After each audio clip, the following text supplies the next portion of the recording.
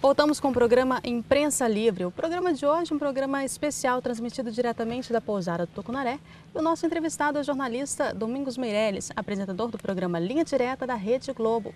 Ele que veio para especialmente participar de um encontro de jornalistas aqui em Três Lagoas. Domingos, no último bloco eu comentei com você que nós iríamos falar agora a respeito dos acadêmicos, dos futuros profissionais de jornalismo.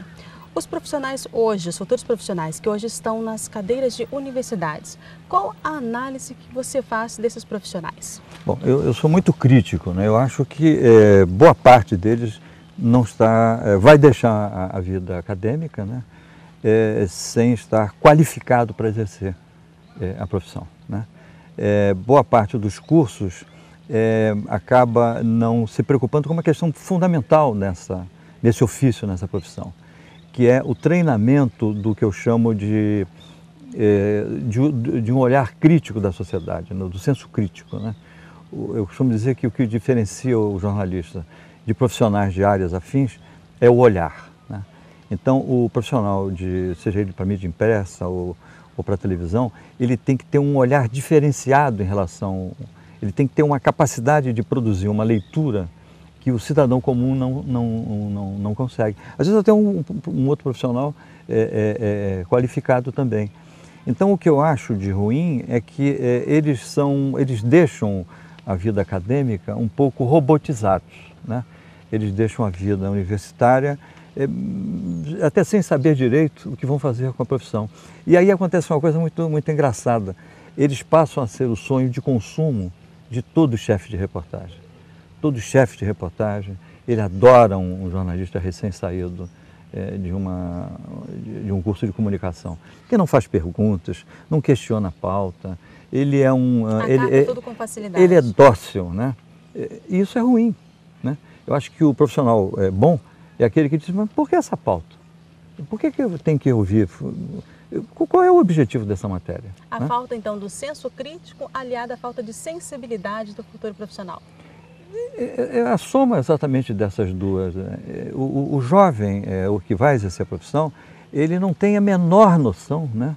Primeiro, da importância política ou histórica, né? Por exemplo, tem um conceito que se discute muito em universidade, né? Nada mais velho do que o Jornal da Manhã, né? Que só vai servir para forrar uma lata de lixo. Isso é uma bobagem, porque o registro do cotidiano, quer dizer, o noticiário do dia a dia, na minha visão pessoal, é um registro historiográfico. Até porque o jornal é considerado uma fonte primária. Ele tem a mesma importância, né? Ele tem o mesmo valor do documento público, do documento oficial. Então, para você ter uma ideia de como é importante o registro do cotidiano. Quer dizer, por exemplo, esse meu segundo livro, sobre 1930, ele foi basicamente feito em cima de jornais dos anos 20. Eu desenvolvi uma técnica que eu chamo de cruzamento de leituras. Então, eu trabalho com jornais, né, com uma espécie de planta baixa.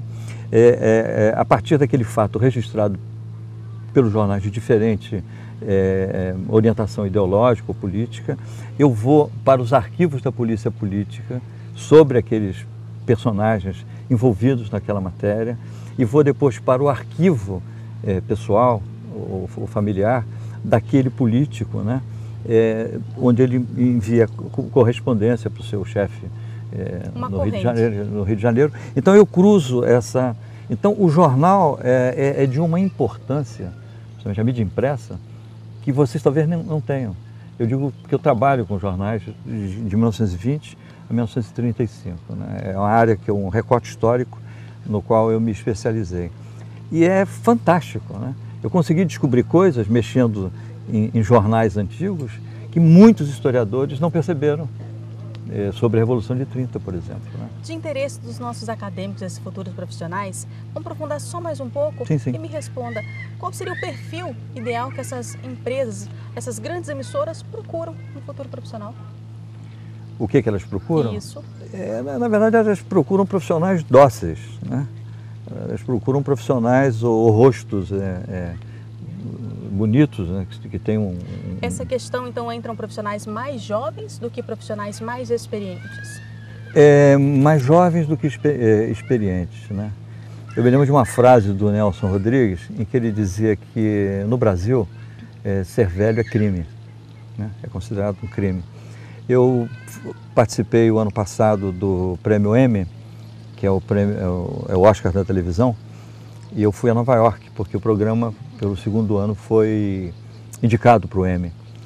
E me surpreendi, eu fui de primeira classe na Delta Airlines, as aeromoças, por exemplo, tinham mais de 60 anos, todas de cabelos brancos. Essas senhoras, se vivessem no Brasil, estariam ensinando catecismo, né? Ou talvez trabalhando em alguma obra de benemerência. Mas nos Estados Unidos elas estavam trabalhando como aeromoças, né? Na primeira classe da Delta Airlines. Uma senhora, a gente pega um ônibus lá para ir na igreja de St. Patrick, em Nova York, a motorista era uma brasileira, 64 anos, pilotando um ônibus, como a gente vê no cinema, né? Talvez de uns 80 metros de comprimento, né? E ela tinha, no Brasil já estaria impedida até de exercer essa profissão. Meirelles, na sua palestra você citou a questão de crise, que a imprensa está passando por uma crise. Quais seriam os seus principais pontos dessa crise? Eu acho que é um conjunto de fatores, né? Primeiro, os jornais estão muito iguais, né? Você tem profissionais mal formados, né? Teve um colega de vocês lá de Dourados, o César, que disse que essa profissão tem que ser exercida com paixão. Com certeza. E inclusive, quando ele disse isso, ele bateu a minha carteira. Era uma questão que eu ia colocar.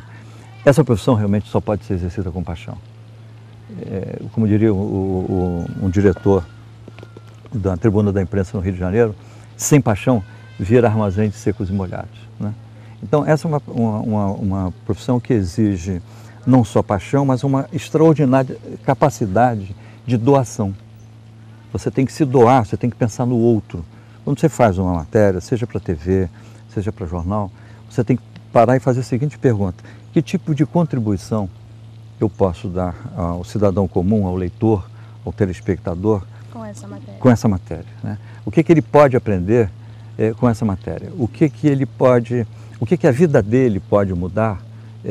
Você vai dizer, mas em determinadas matérias a gente não pode. Pode. Qualquer matéria, se você tiver esse cuidado, você vai estabelecer uma relação de, vamos dizer, de afeto, né?